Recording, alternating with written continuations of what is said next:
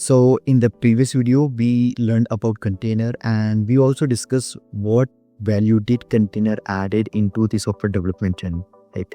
But let us take a step back and consider a scenario that you containerize your application, you run it, everything looks fine, but suddenly your container stops. Then what can be the issues? Like you might wonder, okay, did I do anything wrong? Or why did Docker fail? Or is there something wrong with my application? So relax, there is no issue with your application. It's just like you're not aware of the lifecycle of the container. In this video, we are going to discuss the same. We are going to understand what is the lifecycle of the container. Just like we human, we take birth, we do our work, and then we expire. Containers just follow a life cycle. So let's discuss the life cycle of the container. Okay, so let us discuss about the life cycle of container. Today we are going to discuss the multiple stages that are involved in the life cycle of container. Okay, we are also going to see what does happen when we run docker run command, docker start command, docker stop command. Okay, so now let us first discuss what do I mean when I say the life cycle of container. See, before even we move to the theory, let us take a very basic analogy. Just like the human, we follow one life cycle. We take birth, we work, we take rest, and finally we expire. Okay. Likewise, there is a life cycle that the container has to follow. So when I say I'm talking about the life cycle of a container, it is the different stages that the container is going through. Okay. So from the moment it is created until it is finally removed, that is something that I'm talking about, that we will be discussing about. Okay. So that is something we say life cycle of a container. Now, there are multiple stages that are involved in a container life cycle. Now, why it is super important to understand the life cycle of container? See, without the knowledge of container life cycle, you won't be aware what is happening behind the hood. So whenever the container will stop, you will feel very much scary. Logs will not make any sense to you, and debugging will be very much painful, and the most important, production issues will feel very random. So that's the reason it is very important to understand the life cycle of container, because once you understand it, then Docker will become predictable and you will be very much confident with it. Okay.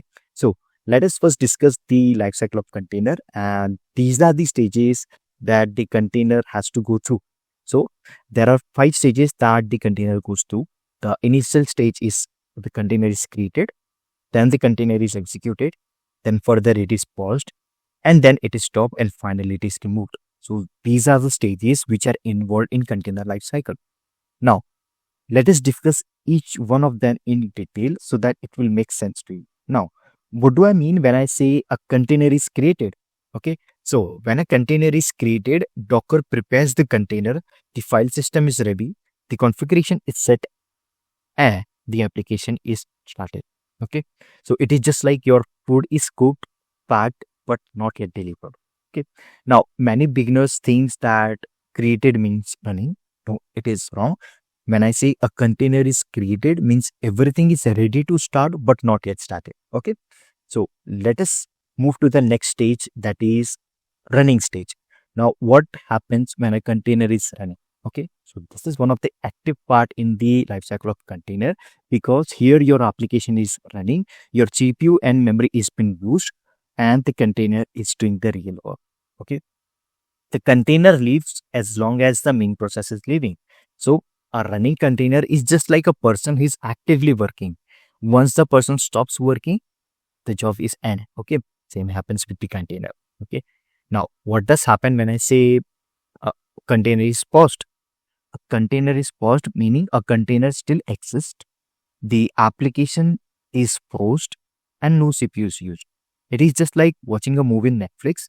You pause the movie, it will get froze into that specific time frame, and then you can resume it once you need it. Same thing happens with the pause state. Okay, it will just pause the application. The application will be frozen, but no CPU will be utilized. Okay, so it is very much important for us to understand the pause stage. It is optional, but it is important. What does happen when a container is? It means that the container exists, it is not yet removed, the application is in frozen state, but the CPU is not yet utilized. Okay, now let us discuss one of the important stage in container lifecycle, that is stopped. Now, what do I mean when I say a container is stopped? Now, there can be multiple reasons, and out of those, these are the top four reasons that you can predict. The first reason can be the application finished. Second, the application crashed. Third, error occurred, or you stopped it manually. Okay. So, is stopping of a container an abnormal behavior? See, stopping of a container is totally a normal behavior. It means that your application is no longer in use. Okay. So, should the container should always be running? No, the container will stop once its job is done. Okay. So that is all the meaning about the stopped containers. Now, what do I mean when I say a container is removed? So when a container is removed, the container is deleted completely, file system is gone and the history is gone. But the only thing that remains is the image, which means image still exists and you can recreate the container. Okay. It's just like throwing the box into the dustbin, food is eaten and box is gone. But with the help of image, you can again recreate the container. But the only difference would be the data won't be there that was there earlier. Okay. So let me show you the full life cycle that we discussed so far. So the container is created. Okay. Then the container is started. The application runs, application finishes or it crashed, and then the container stops and then the container is removed.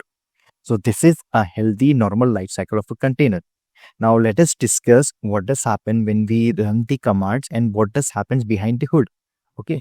So I know we are yet to start with the commands. Okay. But I just wanted to show you that what happens when we run these commands. Okay. Now it will make sense when you run docker run command. Okay. So what happens when you run docker run command?